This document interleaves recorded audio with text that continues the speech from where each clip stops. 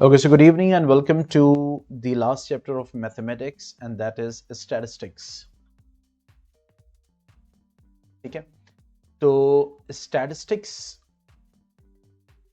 जो हमें अब स्टडी करनी है, जो रिवाइज्ड सिलेबस है, ठीक है, उसके अकॉर्डिंग ओके तो जो रिवाइज सिलेबस के उसके अकॉर्डिंग हमें स्टैटिस्टिक्स में जनरली ग्राफ को स्टडी करना है. ठीक है, क्या स्टडी करना है? ग्राफ. ठीक है, तो तीन चीजें हमें ग्राफ में स्टडी करनी है. एक है हमारा बार ग्राफ, ठीक है, एक है हमारा दैट इज हिस्टोग्राम,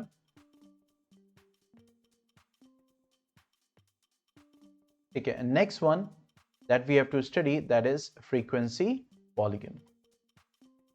ठीक है, तो अब इसमें हम कॉन्सेप्ट को स्टडी करेंगे और कुछ एग्जांपल्स को देखेंगे. हम हर एक क्वेश्चन को नहीं सॉल्व करेंगे, क्योंकि हर एक क्वेश्चन को सॉल्व करेंगे so that will take a lot of time, क्योंकि उसमें ग्राफ ड्राइंग होगी और सारी चीजें होंगी, तो बहुत टाइम उसमें लगेगा. तो स्टैटिस्टिक्स में हम हर एक क्वेश्चन को नहीं सॉल्व करते हैं. ठीक है, जो टॉपिक है, जो टाइप ऑफ क्वेश्चन है, उसको डिस्कस करते हैं और उसमें क्या क्या चीजों का ख्याल हमें रखना है, किन किन पॉइंट्स को हमें ध्यान में रखना है, उन चीजों को हम लोग डिस्कस करते हैं. बात समझ में आ रही? तो सबसे पहले जो हमें स्टडी करना है that is about what the bar graph. ठीक है, ओके. अब बार ग्राफ जो है वो बार ग्राफ ऐसा ग्राफ है जिसमें which is represented by using bars. Bars को यूज करते हैं और इसमें जो खास बात है, there should be equal spacing between the bars. यानी बार्स के बीच में जो स्पेसिंग होनी चाहिए वो कैसी होनी चाहिए? इक्वल होनी चाहिए. ठीक है,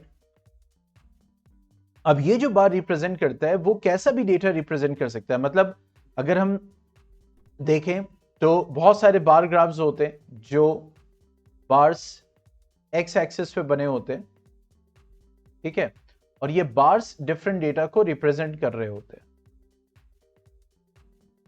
ठीक है, अब देखो ये जो बार ग्राफ है इसमें जो बार्स हैं वो कैसे बने हुए हैं? Vertical, from top to bottom, ऐसे सीधा सीधा आ रहे हैं. तो ये कहलाते हैं वर्टिकल बार ग्राफ्स. क्या कहलाते हैं? Vertical bar graphs. ठीक है, कभी कभी कहीं आपने किसी मैगजीन में, न्यूज़पेपर में ये भी देखा होगा कि जो बार्स होते हैं वो वाई एक्सिस पे बने होते हैं. ठीक है, अब ये हमें देखना है कि कैसे किस इंफॉर्मेशन को किस बार से रिप्रेजेंट करना है. जब हम ग्राफ ड्रॉ करें तो जो जो इंफॉर्मेशन हमारे पास है उसके अकॉर्डिंग हमें एक्स एक्सिस और वाई एक्सिस पे कैसे वैल्यूज को सेलेक्ट करना है, ये सारी चीजें बड़ी इंपॉर्टेंट होती हैं. ठीक है, तो ये जो है ये क्या है? इट्स अ काइंड ऑफ, देखो हॉरिजॉन्टल है तो इसलिए ये कहलाता है हॉरिजॉन्टल बार ग्राफ.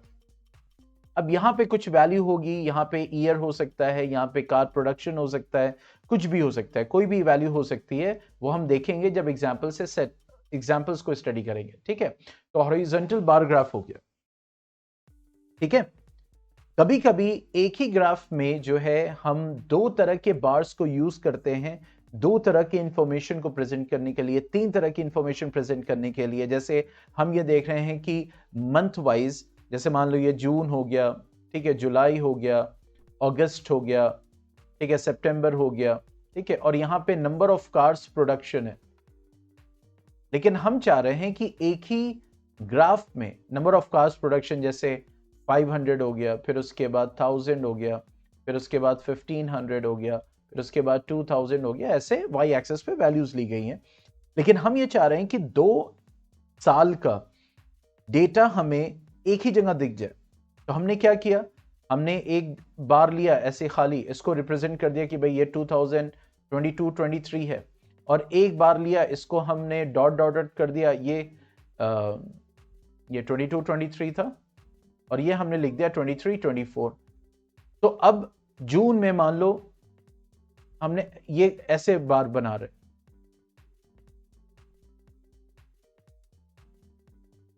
इसको बहुत ध्यान से देखना, ठीक है।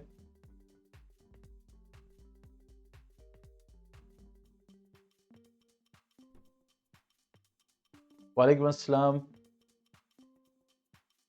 ठीक है, अब देखो इसी एक ग्राफ से हमें 2 साल का डेटा जून जुलाई अगस्त सितंबर का मिल गया। मतलब हमें साफ साफ दिख रहा है कि जून में पिछले साल प्रोडक्शन कम हुआ था, लेकिन इस साल प्रोडक्शन क्या है, ज्यादा हुआ है। जुलाई में प्रोडक्शन ऑलमोस्ट सेम है। अगस्त में फिर प्रोडक्शन पिछले साल कम हो गया था, इस बार बहुत ज्यादा हुआ है। ठीक है, सितंबर में पिछले साल प्रोडक्शन ज्यादा था, लेकिन इस साल जो है कम हो गया। ठीक है, तो यहां पे हमें दो डेटा एक ही ग्राफ में मिल गया, तो ये डबल बार ग्राफ्स कहलाते हैं। ठीक है, ये क्या कहलाते हैं, डबल बार ग्राफ्स।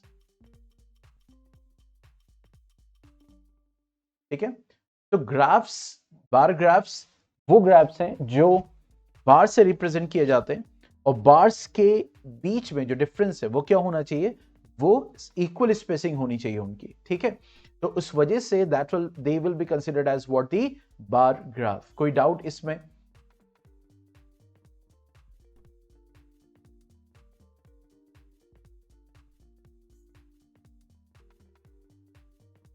अब इसमें जब भी बनाते हैं हम, तो हमें जो ध्यान रखना होता है, जैसे हमें एक्स एक्सेस पे क्या वैल्यू लेनी है, वाई एक्सेस पे क्या वैल्यू लेनी है। जैसे यहाँ पे हमने मंथ को चूज किया, और यहाँ पे हमने नंबर ऑफ कार्स प्रोडक्शन को यूज किया। अब आप देख रहे हो जब हम वैल्यूज ले रहे हैं, तो बहरहाल यहाँ तो मैंने रफ टाइप का बनाया है, इक्वल स्पेसिंग है, इक्वल वैल्यूज है। देखो 500 500 का ही डिफरेंस आ रहा है। तो इन सारी चीजों का बहुत ख्याल रखा जाता है, डिपेंडिंग ऑन कि वो वहां पे क्या गिवन है। ठीक है, तो अब हम सर्टेन एग्जांपल्स को डिस्कस करेंगे, जिससे आपको कुछ आइडिया मिलेगा। आगे बढ़ा जाए। तो जैसे मैंने कहा है कि हम एक एक क्वेश्चंस को यहां डिस्कस नहीं करेंगे, जो टॉपिक है उसमें जो सर्टेन एग्जांपल्स हैं उनको हम डिस्कस करेंगे। क्वेश्चन सॉल्व कीजिए, नहीं समझ में आ रहा है तो उसको फिर हम डिस्कस करेंगे, डाउट आवर्स में डिस्कस कर लीजिए, मैसेज मुझे कर दिए, हो सकता है नेक्स्ट जो क्लास है उसमें हम डिस्कस कर लें उस चीज को। ठीक है,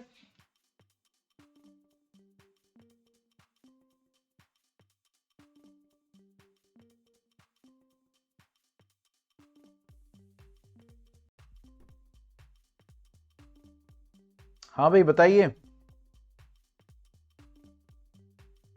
जल्दी से करके डन लिखिए, फिर आगे बढ़ते हैं। Let us see certain examples which is given in the NCERT.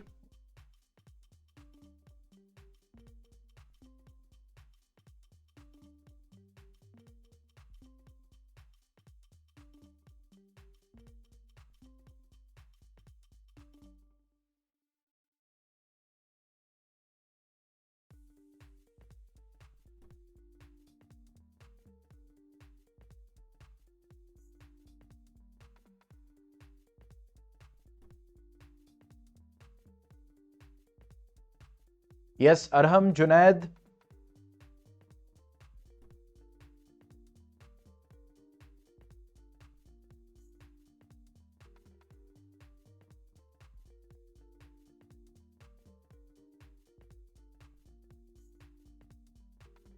ठीक है, चलिए अब बढ़ते हैं कुछ एग्जाम्पल्स पे जो डिस्कस किए गए एनसीईआरटी में।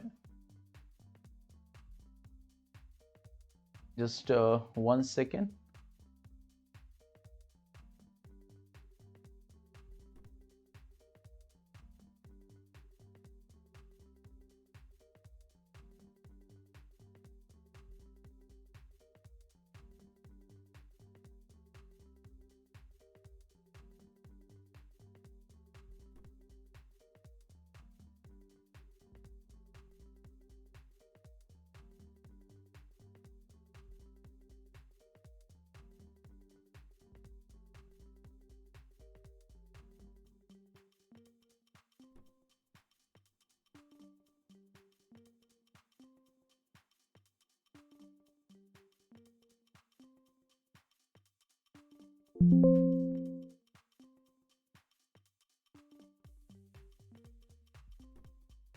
Just 1 minute.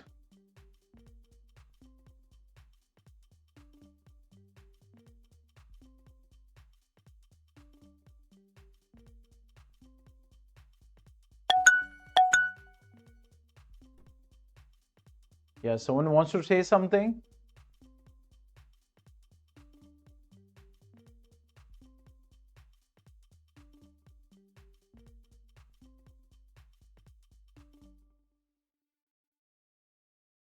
जब मुझे वहां से एग्जांपल्स पिकअप करने असल में ओपन नहीं हो रहा है।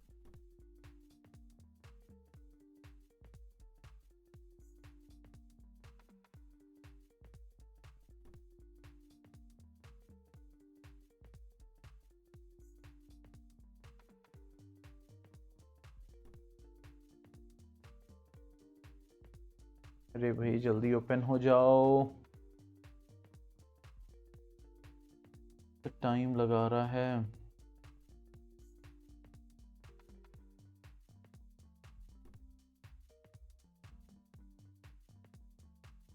यस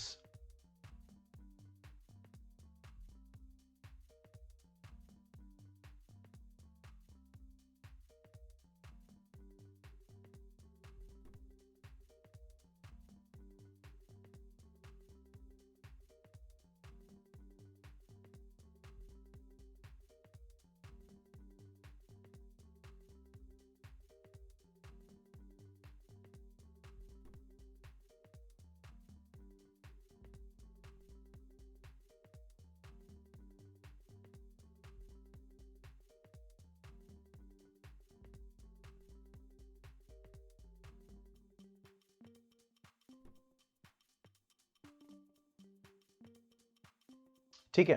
अब देखो एग्जाम्पल 1 क्या बोल रहा है, ये बोल रहा है कि in a particular section, okay Junaid, in a particular section of class 9 40 students, let me zoom it more.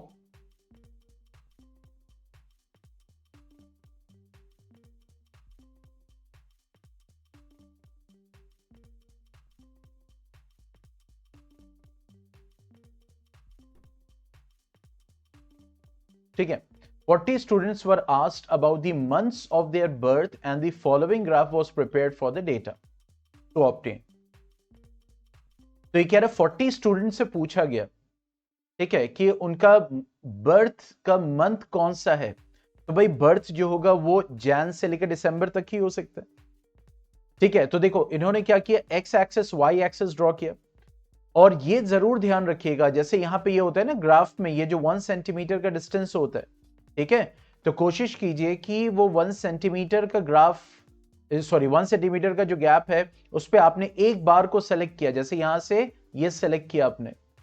ठीक है, अब जब नेक्स्ट आप ड्रॉ कीजिए, मान लीजिए फेब को ड्रॉ कर रहे हैं, तो इसको बीच में छोड़ दो और उसके बाद जो है आप फेब को ले लो यहां पे, तो देखो यहां पे हमेशा इक्वल स्पेसिंग मिलेगी आपको।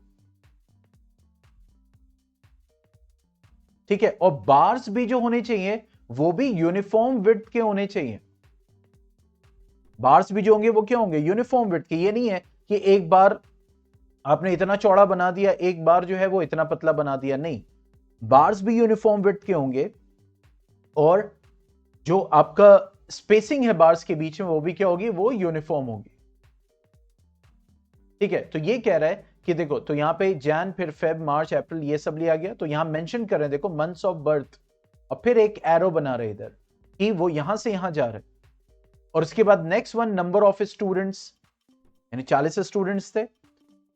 ठीक है, तो अब उसमें उन्होंने कितने स्टूडेंट किस महीने में हुए, तो उसके हिसाब से बार ग्राफ बनाया गया। अब देखो यहाँ पे ये जो लिया ना वाई एक्सिस पे, ठीक है, तो देखो यहाँ पे 0 है, अब ये जो इक्वल स्पेसिंग है यहाँ पे इन्होंने 1 ले लिया, फिर 1 सेंटीमीटर का जो गैप था उसके बाद 2 ले लिया, फिर उसके बाद 3 ले लिया, तो देखो इक्वल स्पेसिंग है, और इनके बीच में भी डिफरेंस सेम है, देखो 1 का डिफरेंस है, 1 का डिफरेंस है।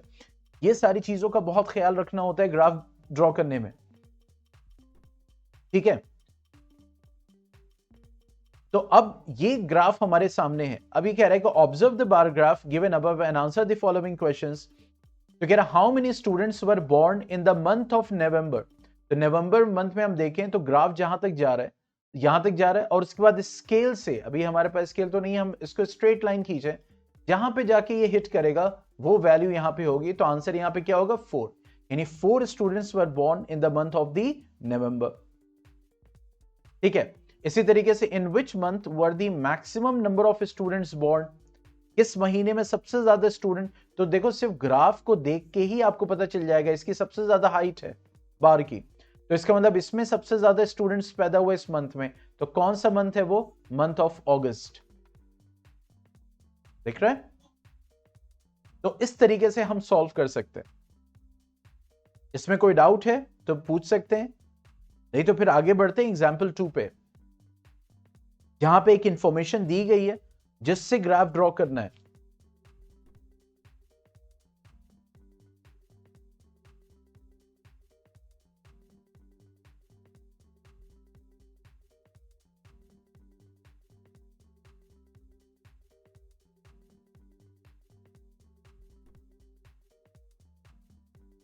ठीक है, चलो अब आगे बढ़ते हैं। कमिंग टू द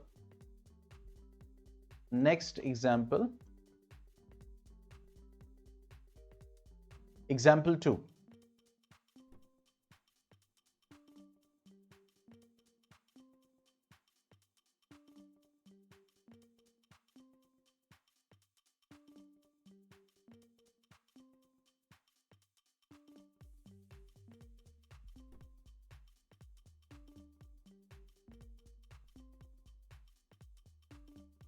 अब देखो एग्जाम्पल 2 ये हमारे सामने क्या बोल रहा है, A family with a monthly income of 20,000 had planned the following expenditures per month under various heads।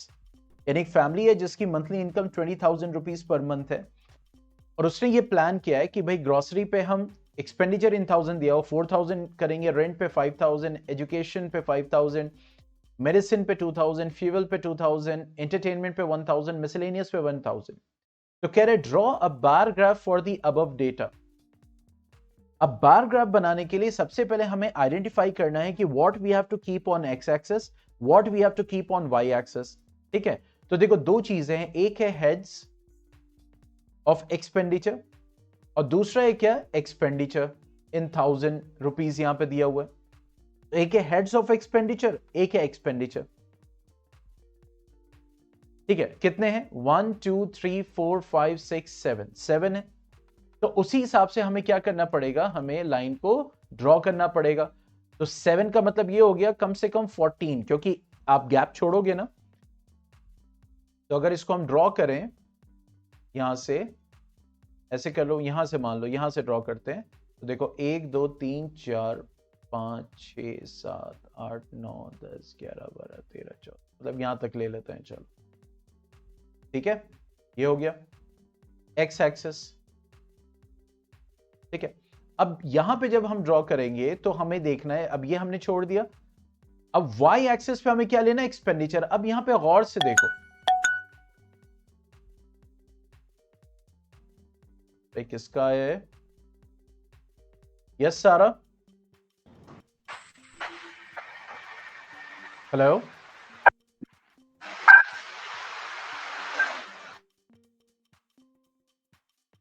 ठीक है। अब यहां पे हमें गौर से देखना है कि देखो यहां पे मिनिमम वैल्यू कितनी है और मैक्सिमम वैल्यू कितनी है, 1 और 5। तो जब यहां पे हम ड्रॉ करेंगे वाई एक्सिस, ठीक है, तो यहां पे सिलेक्शन बहुत इंपॉर्टेंट है कि हमने जब लिया, देखो वाई एक्सिस है तो 1 to 1 है और मैक्सिमम 5 है, तो हम एक एक का गैप भी ले सकते हैं। जैसे 1 हो गया, ठीक है, फिर उसके बाद 2 ले लिया, फिर उसके बाद 3 ले लिया, फिर उसके बाद 4 ले लिया, उसके बाद, अब ये नहीं कि मैक्सिमम 5 था तो यहीं पे रोक दे, आप 6 भी ले सकते हैं, आगे 7, लेकिन बहुत ज्यादा ना ले, क्योंकि 6 7 8 यूज ही नहीं होने वाला है। ठीक है, 6 7 8 क्या होने वाला है, यूज ही नहीं होने वाला है। ठीक है, स्क्रीन स्विच नहीं हो पाई थी, सॉरी फॉर दैट। अब देखो यहां पे हम वाई एक्सिस की बात कर रहे थे, तो देखो यहां पे मिनिमम वैल्यू कितनी है, 1, मैक्सिमम वैल्यू कितनी है, 5।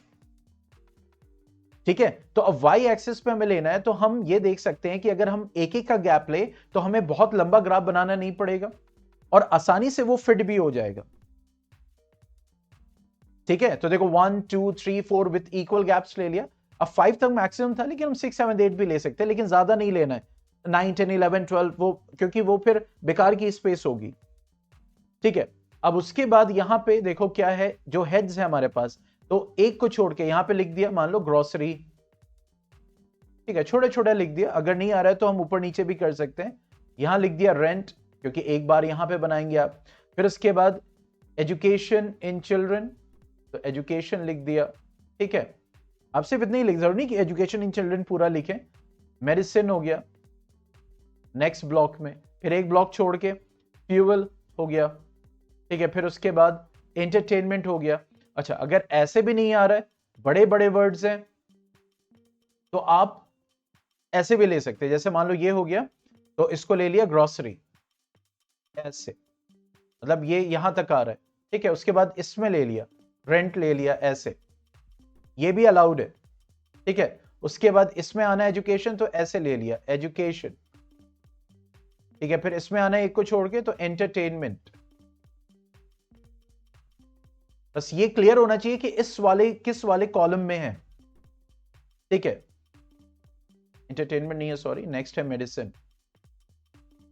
ठीक है, मेडिसिन। ठीक है, फिर हो गया हमारा फ्यूल। ठीक है, फिर हो गया हमारा, एक यहां पे कम पड़ जाएगा। ठीक है, एंटरटेनमेंट। ठीक है, इसको हमें आगे बढ़ाना पड़ेगा, एक आगे बढ़ाना पड़ेगा। ठीक है, फिर हमने ले लिया फॉर एग्जांपल मिसलेनियस, तो MISC भी लिख सकते हैं।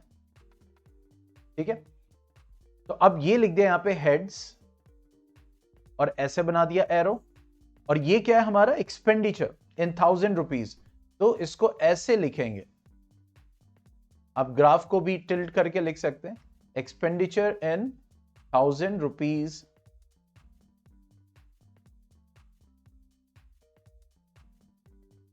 ठीक है, ब्रैकेट लगा दिया और ऐसे बना दिया एरो।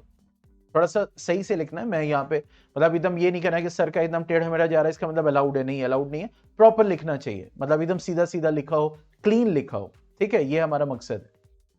अब उसके बाद अब देखो, अब हमें ग्राफ बनाना है, तो स्केल एंड पेंसिल याद रखना, हाथ से ही नहीं से बनाना है। ठीक है, तो ग्रोसरी देखो कितना है, आप बुक में देखो तो 4000 है, तो हम यहां पे बनाएंगे ग्राफ और इसको ऐसे, ये बना एकदम लाइन टू लाइन हम खींच रहे हैं, देख लो, देख रहे हैं। आप चाहे तो इसको आप ऐसे भी कर सकते हो, इफ यू वांट, कि आपने इसको शेड कर दिया ऐसे, दैट इज ऑल्सो अलाउड, मतलब कर सकते हैं। ठीक है, नहीं करना चाहते हो तो बिल्कुल भी नहीं कर सकते हैं, मतलब दोनों है। रेंट पे कितना खर्च करना है 5000, तो यहां से लिया एक सीधी लाइन खींची। ठीक है, फिर यहां से लिया एक सीधी लाइन खींची, और उसके बाद ठीक है 5000 पे हमने इसको ड्रॉ कर दिया। ठीक है, फिर उसके बाद नेक्स्ट जो है एजुकेशन है, एजुकेशन पे भी 5000।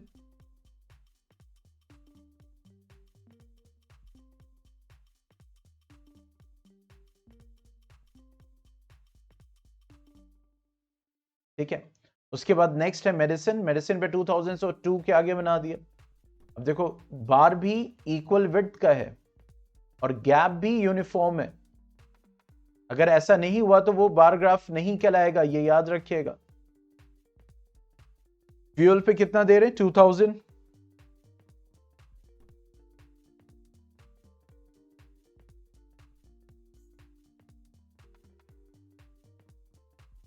ठीक है, उसके बाद एंटरटेनमेंट पे 1000 है।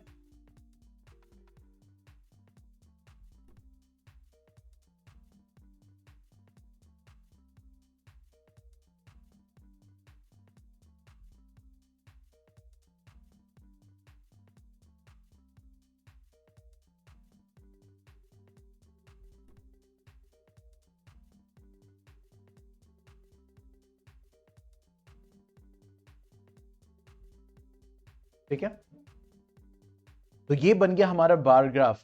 तो लाइंस को स्ट्रेट ड्रॉ करना, एक्स एक्सिस वाई एक्सिस के कंपोनेंट्स को डिसाइड करना, उनको मेंशन करना, उनको प्रॉपर्ली इक्वल वैल्यूज के साथ डिवाइड करना, जैसे कि यहां पे मेंशन है with minimum value maximum value, these all will be counted as the components and the important factor for the stat means drawing the bar graph. Now let us see what is there in NCERT अभी सारे जितने बार graphs हैं वो सब एक ही तरीके से draw होंगे। वो डिपेंड करेगा कि व्हाट इज द इंफॉर्मेशन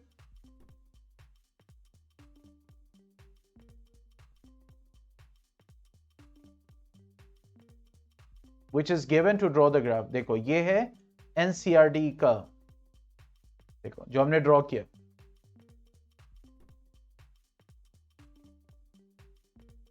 ठीक है। अब इसको अच्छे से देखिए,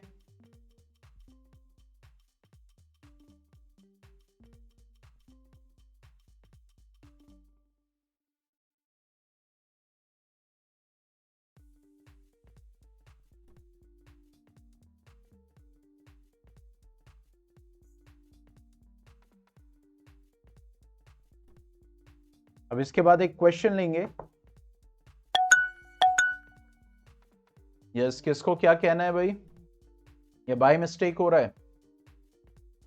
समझ में आया? कहीं पे कोई डाउट है तो पूछिए।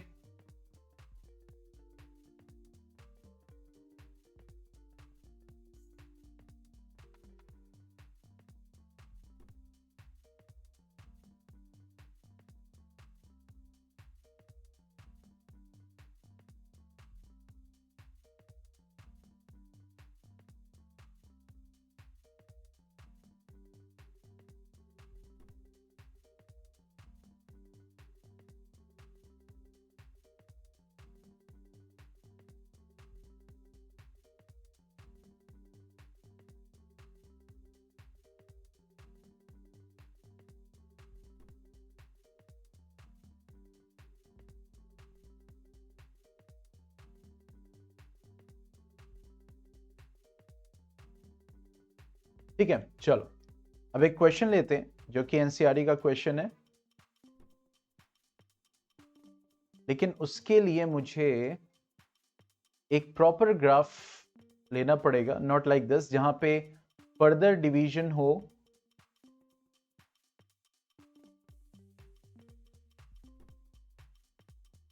Let me see if it is available, ताकि फिर उस पे ड्रॉ करना थोड़ा सा हमारे लिए और आसान हो जाएगा।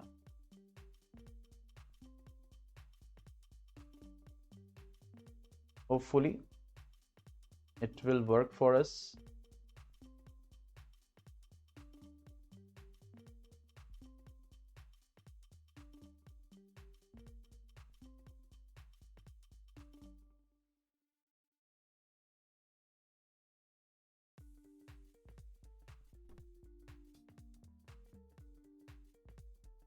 Yes, now let us take the question.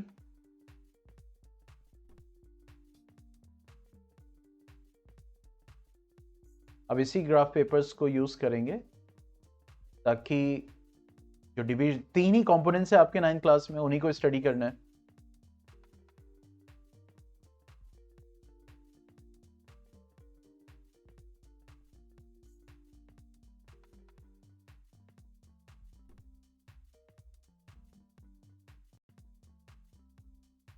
ठीक है,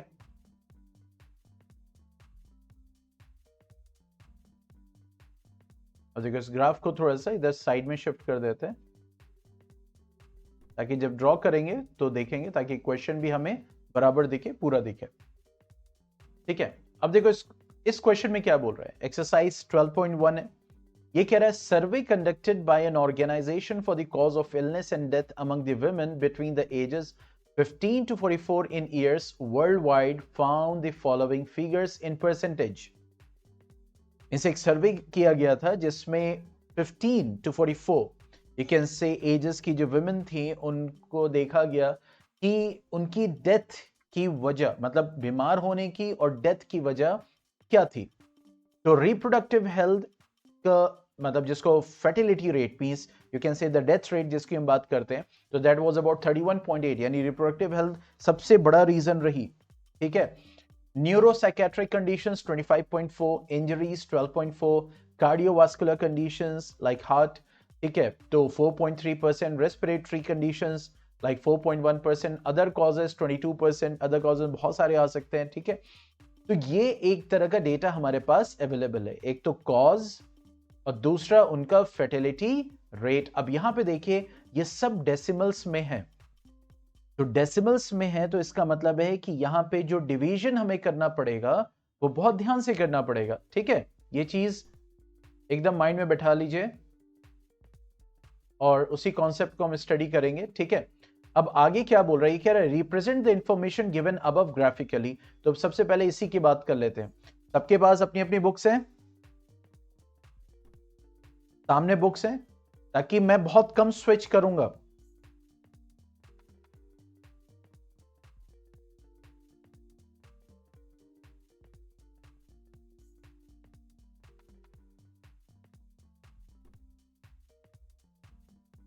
ठीक है, तो अब यहां पे अगर बात करें कि देखो जैसे यहां पे दिख रहा है तुम्हें, ये आपके ओरिजिनल ग्राफ पेपर की तरह है, उसी को लिया गया है।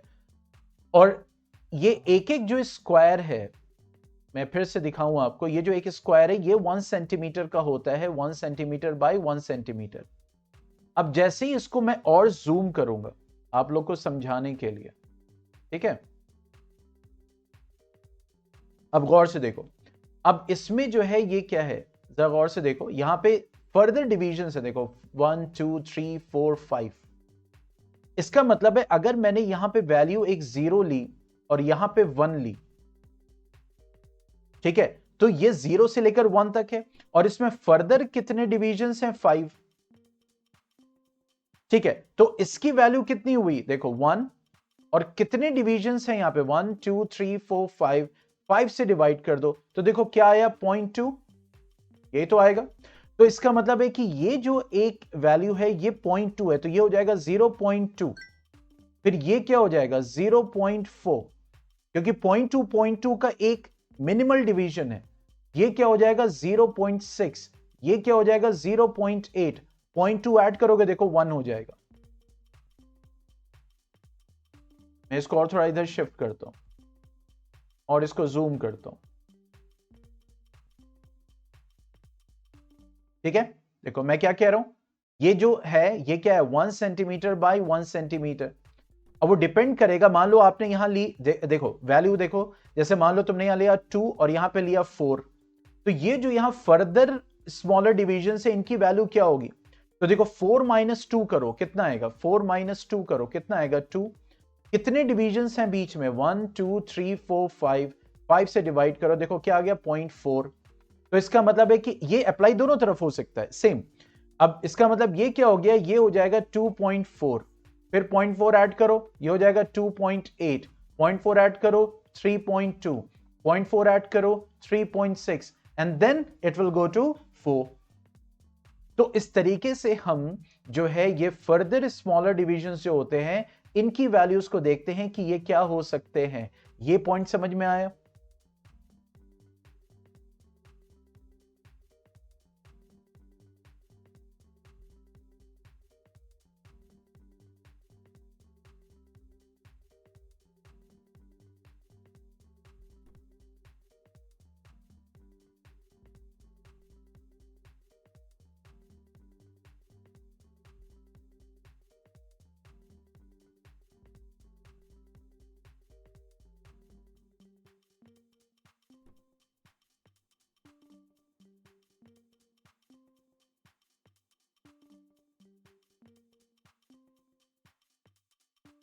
ठीक है, तो अब इसी चीज को हमें देखना है कि जो हमें ग्राफ ड्रॉ करना है, हमें जो ग्राफ ड्रॉ करना है, ठीक है, अब इसमें जो हमें लेना है एक्स एक्सिस वाई एक्सिस, तो एक्स एक्सिस पे तो हम वो ले लेंगे जो कंपोनेंट्स होंगे, लेकिन वाई एक्सिस पे हमें क्या लेना है, हमें लेना है फर्दर वैल्यूज।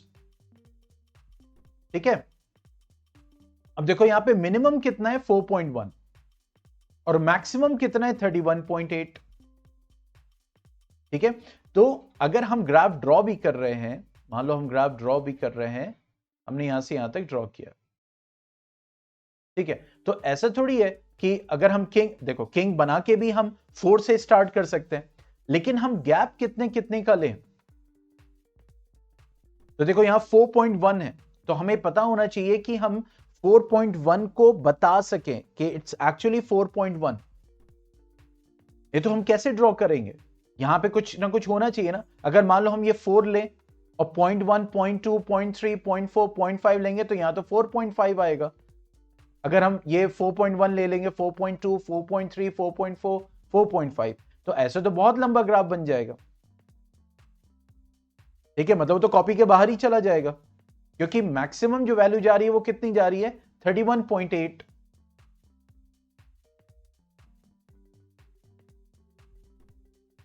ठीक है, दूसरा क्या ऑप्शन है कि अगर हमने लिया यहां पे, मान लो हमने 4 से स्टार्ट भी किया, हम यहां पे किंग बना देंगे, कर सकते हैं। ठीक है, 4 से स्टार्ट किया, तो 4 से अगर स्टार्ट किया तो फिर हम कितने का गैप लें, हम इसको 8 कर दें। ठीक है, देन 4 अगर 8 करेंगे तो 4 का गैप आएगा, नहीं ये भी जो है वैलिड नहीं, 4 का गैप आएगा। तो 8 then 12 then 16 then 20 then 24 26 30 then 34, हाँ यहां पे जा सकता है। तो अगर हम इसको 4 लेते हैं और इसको 8 लेते हैं, अब देखो गौर से, अब यहां पे 4 है और 8 है, तो 8 माइनस 4 कितना हो जाएगा, 4, और कितने डिवीजन है, 5, तो ये हो जाएगा 5 8 से 40, यानी यहां पे आ रहा है 4, तो यहां पे आएगा 4.8, क्योंकि एक डिवीजन 0.8 का हो जाएगा, तो हम उसमें 4.1 कैसे बनाएंगे।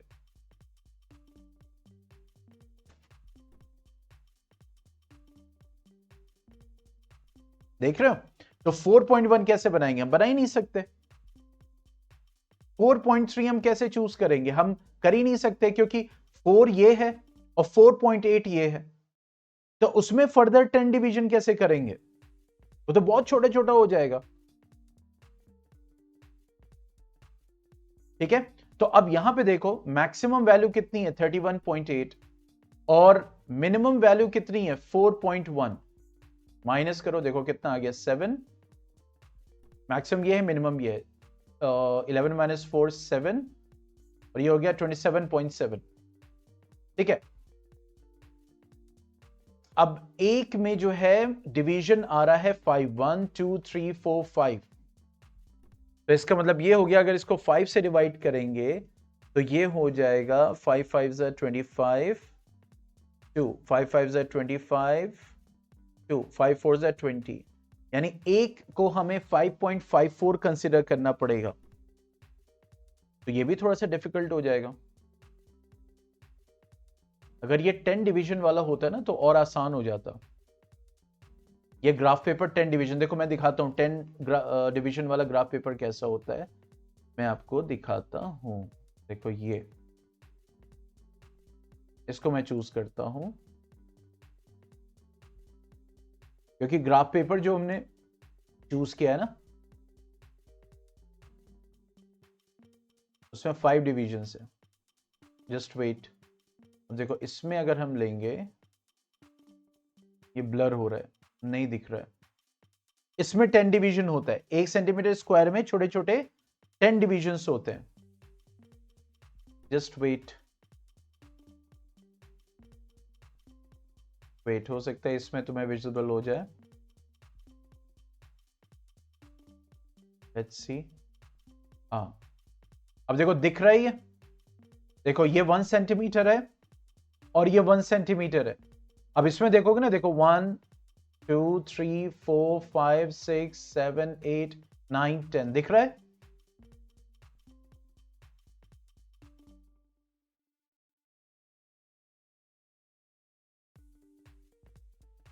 तो अब हम क्या करते हैं, हम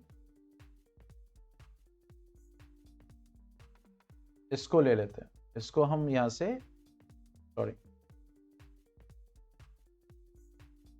इसको हम यहां से करते हैं डिलीट, और इसको यहां पे करते हैं पिकअप। ठीक है, ये हमें ज्यादा हेल्प करेगा ग्राफ, ठीक है, ड्रॉ करने के लिए।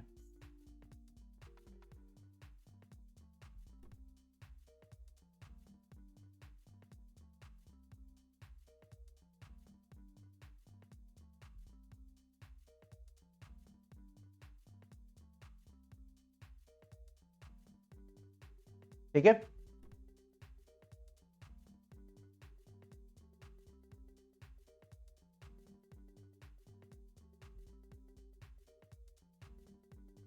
अब यहां पे हम ड्रॉ करेंगे, तो इसमें हमने ले लिया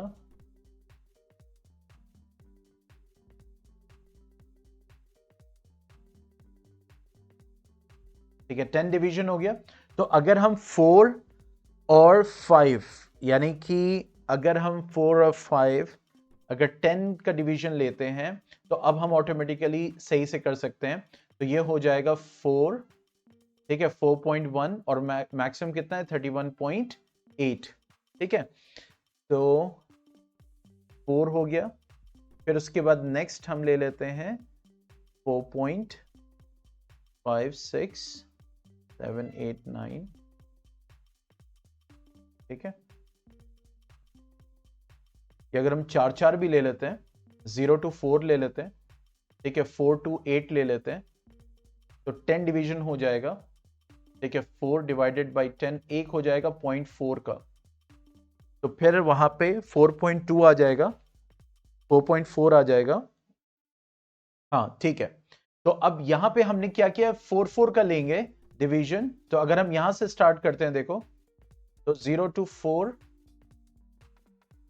ठीक है 0 to 4 then 8 then 12 then 16 then 20 then 24 then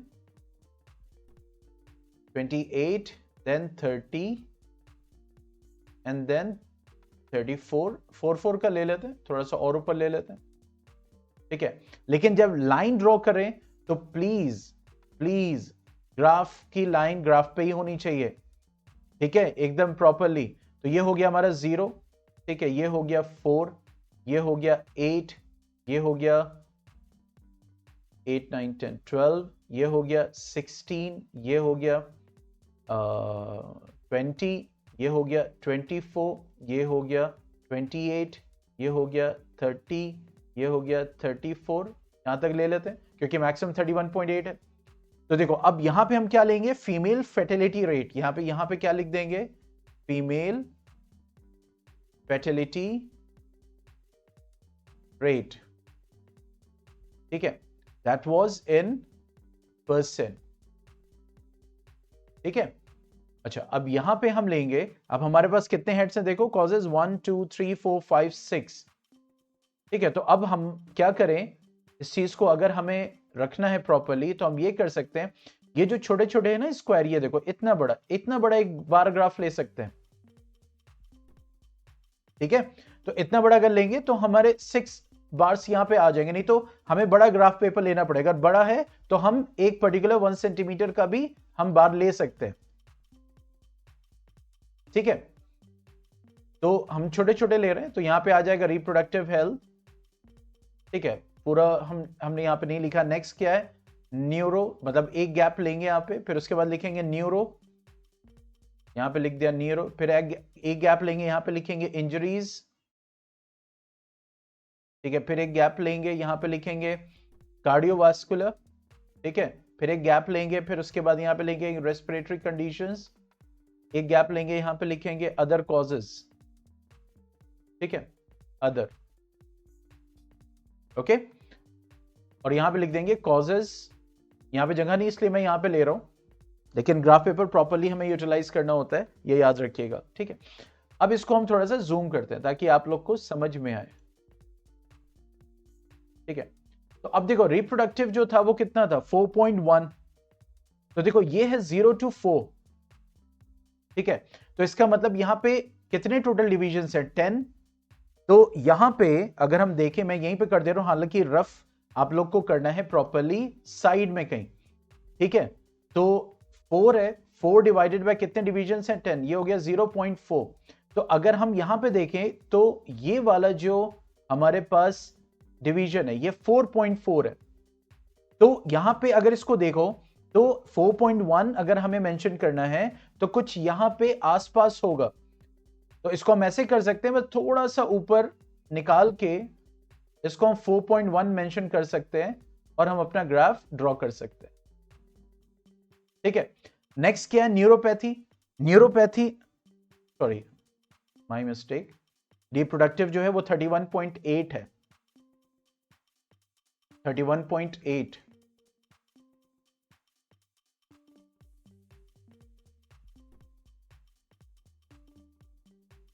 31.8 का मतलब ये हो गया कि यहां पे, अच्छा 31.8 कहां पे आएगा, तो देखो ये 30 हो गया, 30.4, let me show you again.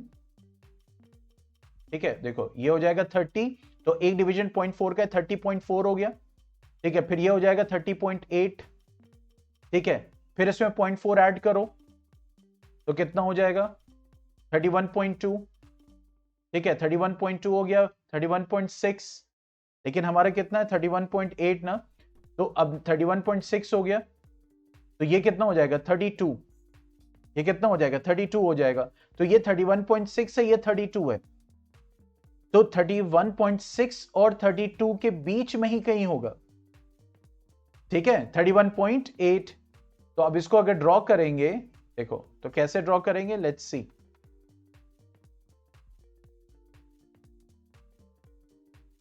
ठीक है, तो हम यहां से लेंगे ग्राफ और इसको यहां से ड्रॉ करेंगे, तो ये 32 हो जाएगा, तो इसका मतलब थोड़ा सा पहले बस यहां पे लाके इसको एंड कर देंगे। अब देखो ये लाइन टेढ़ी जा रही है, ये एक्सेप्टेबल नहीं है, खुश होने की बात नहीं है।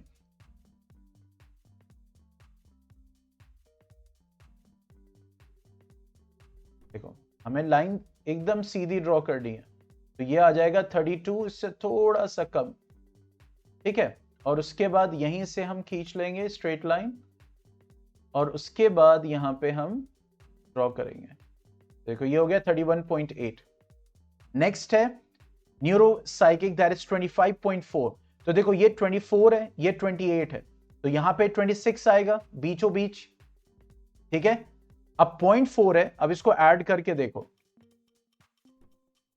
ठीक है, 0.4 है, तो देखो ये 24.4 हो जाएगा, फिर उसके बाद 24.8। ठीक है, फिर उसके बाद 25.2। ठीक है, ये हो जाएगा 25.6, तो 25.2 25.6 इसके बीच में आएगा। ठीक है, इसके बीच में आएगा, तो हम ये कर सकते हैं 24.2 25.6, तो हमारा ग्राफ यहां पे आएगा ये ऐसे। ठीक है, अब उसके बाद जब हम ड्रॉ करेंगे, देखो फिर यहां से इसको लिया,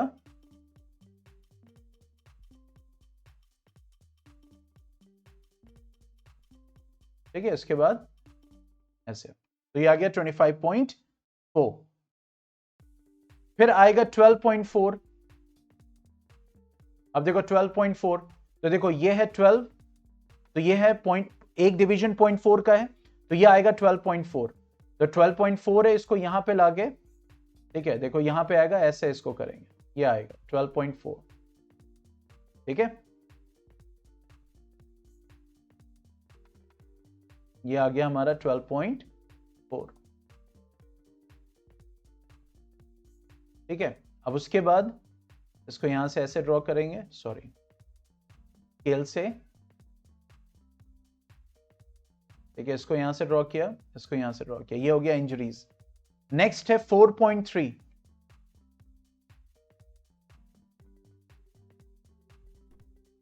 ठीक है, 4.3, तो देखो ये है 4 और ये है 4.4, इसका मतलब थोड़ा इससे नीचे होगा, तो ये कार्डियोवैस्कुलर है 4.3, तो थोड़ा सा बस नीचे करके बनाया, एकदम मेन लाइन पे नहीं बनाया, और उसके बाद इसको यहां से कनेक्ट कर दिया और इसको यहां से कनेक्ट कर दिया। ठीक है, तो देखो एकदम लाइन पे नहीं बनाया, क्योंकि 4.4 है, ये 4.4 है, तो 0.3 थोड़ा सा नीचे आएगा।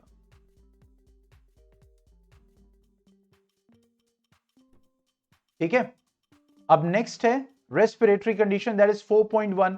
तो देखो 4.1 भी 4 से थोड़ा सा ऊपर होगा, यहां पे हल्का सा 4.1 हो गया, और उसके बाद इसको यहां से कनेक्ट किया, इसको यहां से कनेक्ट किया। ठीक है, coming to the next one, that is other causes, that is 22। ठीक है, तो 22 है, तो यहां पे देखो और से देखो, ये 20 है, ये 24 है, तो बीच में 22 आएगा, तो ये 22 है, लेकिन हमें ये नहीं पता चल रहा है कि हम कहां पे हैं, तो थोड़ा सा इसको जूम आउट करूं मैं, अब यहां पे पता चल रहा है, तो ये हो जाएगा 22। ठीक है, ये हो जाएगा 22, तो देखो यहां से ऐसे 22 पे बना दिया, और उसके बाद इसको कनेक्ट किया यहां पे और उसके बाद यहां पे। ठीक है, अब चाहे तो आप शेड कर दें या रहने दें, इट्स अप टू यू। ठीक है, तो ये हमारा बार ग्राफ बन गया क्वेश्चन नंबर 1 का।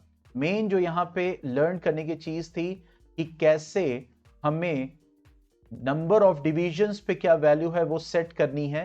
जैसे यहां पे एक डिवीजन पे हमने वैल्यू 0.4 सेट की, कैसे ये देखा मिनिमम और मैक्सिमम वैल्यू कितनी है, उसके बाद से डिसाइड किया कि हम कितने 1 सेंटीमीटर स्क्वायर को यूज कर सकते हैं।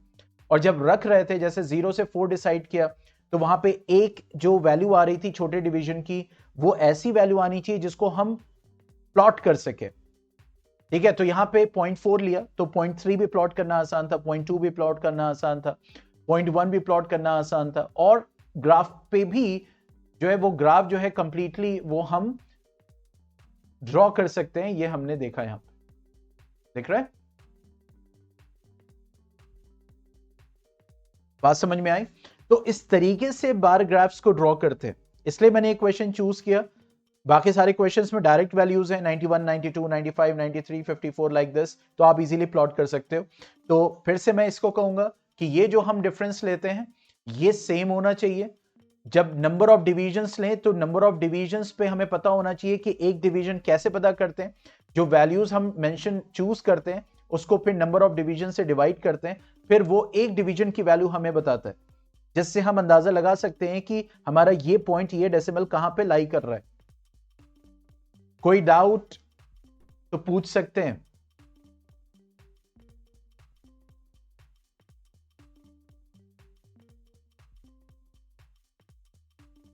लेकिन फिर से मैं कह रहा हूं, ये जो हमने लिखा है ये प्रॉपरली लिखा होना चाहिए। यहां पे भी नीचे नहीं लिख दें, अब ग्राफ को ऊपर शिफ्ट करें, क्योंकि यहां पे हमारे पास थोड़ी सी अवेलेबिलिटी कम थी, इस वजह से स्क्रीन को भी हमें देखना था।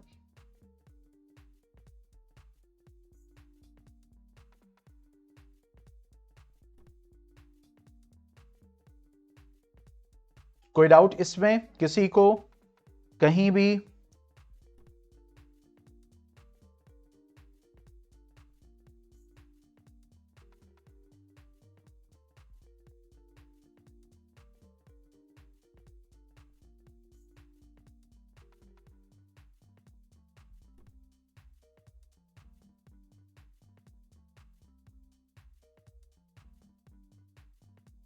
चलिए फिर मिलते हैं कल। Okay then, good bye, take care, अस्सलाम वालेकुम।